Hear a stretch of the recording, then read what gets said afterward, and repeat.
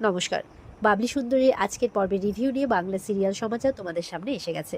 তো শুরুতেই যেটা দেখা যাচ্ছে যে বিনুকে নিয়ে ওর মা খুব চিন্তা করছে। তাই জন্য বাবলি বলছে, আপনি একদম চিন্তা করবেন না, আপনার ছেলের মুখে আমি হাসি ফোটাবই, আপনার ছেলের বিয়ে হবেই।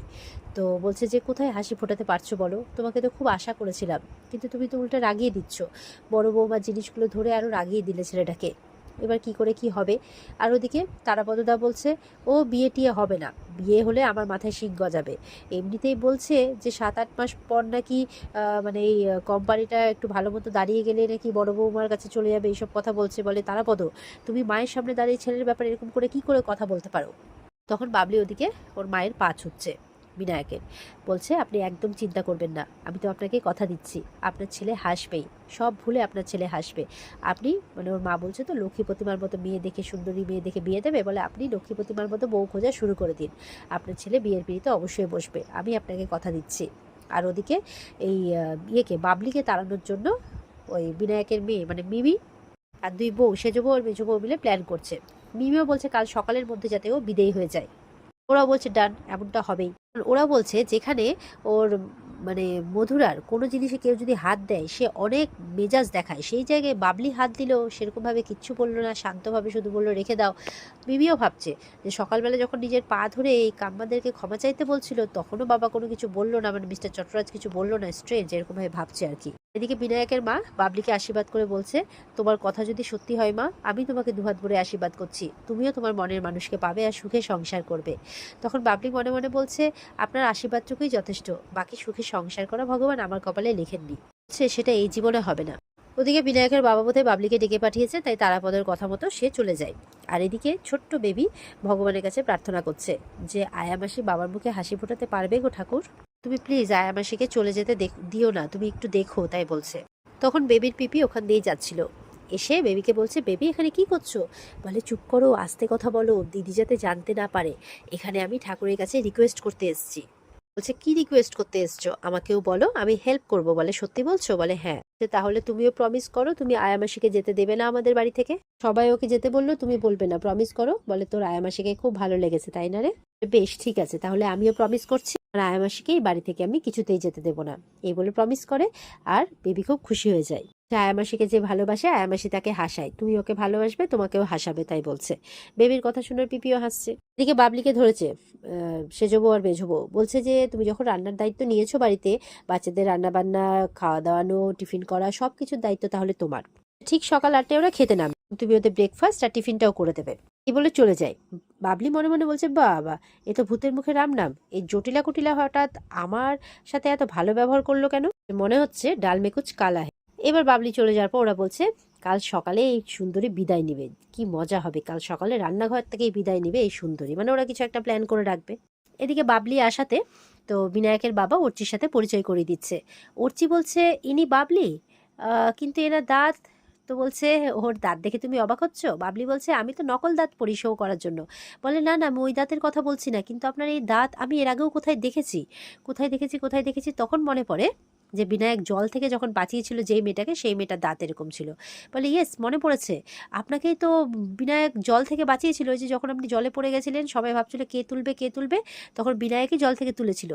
তখন বাবলি বলছে, বিনায়কবাবু আমাকে জল থেকে তুলে বাঁচিয়েছিলেন, তাহলে তো ওনার কাছে আমি সারা জীবন কৃতজ্ঞ থাকবো। এবার আমি কি করি, ওনার সামনে তো আমার যাওয়া বারণ, আমার মুখ দেখানো বারণ ওনাকে, তাহলে আমি কি করে ওনার সামনে আমার কৃতজ্ঞতা প্রকাশ করি, তাই বলছে। ওদিকে বিনায়কের মাও বাবলির কাছে একটা বড় কথা চেয়ে নিয়েছে, যাতে বিনায়কের মুখে হাসি ফোটাতে পারে, তাকে বিয়ের পিড়িতে বসার জন্য রাজি করাতে পারে। বিনায়কের মুখে হাসি ফুটিয়ে তার মন থেকে ওর মানে ওর বউয়ের মানে স্মৃতিগুলো মোছার চেষ্টা করতে বলেছে বিনায়কের মা। তারপরে লক্ষ্মী প্রতিমার মতো একজন মেয়ে দেখে তার ছেলের বিয়ে দেবে। যে বিনুবাবু আমাকে নতুন জীবন দিয়েছেন, আমি ওনাকে মরতে দেব না, মনে মনে ভাবছে বাবলি। হাত জোর করে বাবলিকে বলছে, আমি আপনার কাছে একটা রিকোয়েস্ট করতে এসেছি, আপনিই পারবেন বাঁচাতে। বলে কি বলছেন। বলে হ্যাঁ, মানে এই বিনায়ককে, মানে বিনায়ককে নয়, মানে বিনায়কের ইভেন্ট ম্যানেজমেন্ট কোম্পানিকে, মানে ইভেন্ট ম্যানেজমেন্ট কোম্পানির আসছে যতগুলো ইভেন্ট আছে, আচ্ছা আপনি যদি আপনার নকল দাঁত পরে সেখানে মানে পারফর্ম না করেন, তাহলে আমরা প্রচুর ক্লায়েন্ট হারাবো, প্রচুর ইভেন্ট আমাদের ক্যান্সেল হয়ে যাবে, তাই বলছে। কোম্পানির প্রচুর লস হয়ে যাবে। এবার আপনি বুঝতে পারছেন বিপদটা। বাবলি তো চিন্তায় পড়ে গেছে, মনে মনে শুধু একটাই কথা ভাবছে, তারাপদদার কথা, যে আর নাকি 7 থেকে 8 মাস, তারপরে ইভেন্ট কোম্পানিটা দাঁড়িয়ে গেলে উনি নাকি বড় বউয়ের কাছে চলে যাবেন। তখন বাবলি বলছে না না, এটা হতে দেওয়া যাবে না। এদিকে তারাপদ এসছে বিনায়কের কাছে, বলে বিনু দাদা যা না, এতক্ষণ ধরে এক মানুষটা এসেছে বসে আছে, যা না দেখা করে আয় না। বলে কে এসছে? বলে ওই যে তোকে তো বলাই হয়নি, ওই যে অর্চিষ্মান। বলে ওই স্কিম বাজটা আবার এখানে এসছে, বিশ্বাসঘাতক, এইভাবে বলছে। ওদিকে অর্চি বলছে তাহলে মেসোমশাই চিন্তা সলভ হয়ে গেল। এই বাবলি এবার নকল দাঁত পরে ওই মানে এই ইয়েগুলোতে যাবে, ইভেন্টগুলোতে যাবে আর একদম তাক লাগিয়ে দিবে। তখন বাবলি বলছে না, আমি তাক দাঁত কোনোটাই লাগাবো না।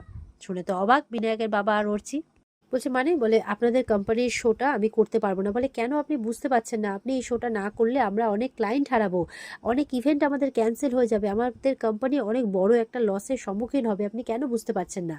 তখন দেখা যাচ্ছে ওদিকে বিনায়ক কিন্তু চলে আসছে আর এদিকে কথাবার্তা কিন্তু চলছে। মানে বাবলি মনে মনে ভাবছে কি করে আপনাদেরকে বোঝাবো যে এই কোম্পানির ক্ষতি হলে বিনুবাবুর লাভ, কারণ এই কোম্পানি যদি একবার দাঁড়িয়ে যায় তাহলে তো আর মানে কি বলবো, ওনাকে বাঁচানো যাবে না, আটকানোই যাবে না কোনোভাবে। তো সেটা আমি কিছুতেই হতে দেবো না, ওনাকে কিছুতেই মরতে দেবো না।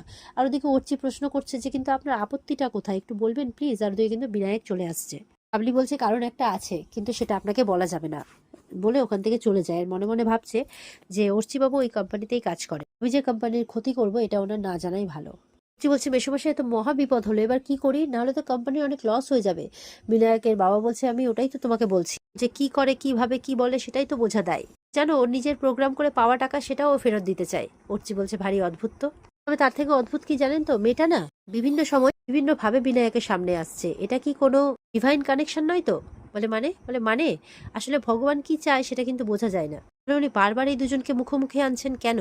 ওদিকে বিনায়ক চলে আসছে, তার মেয়ে সামনে গেছে হাততালি মারতে মারতে। মিমি বলছে যে আপনার জন্য এই স্লো মানে হাততালি মারবো নাকি জোরে মারবো?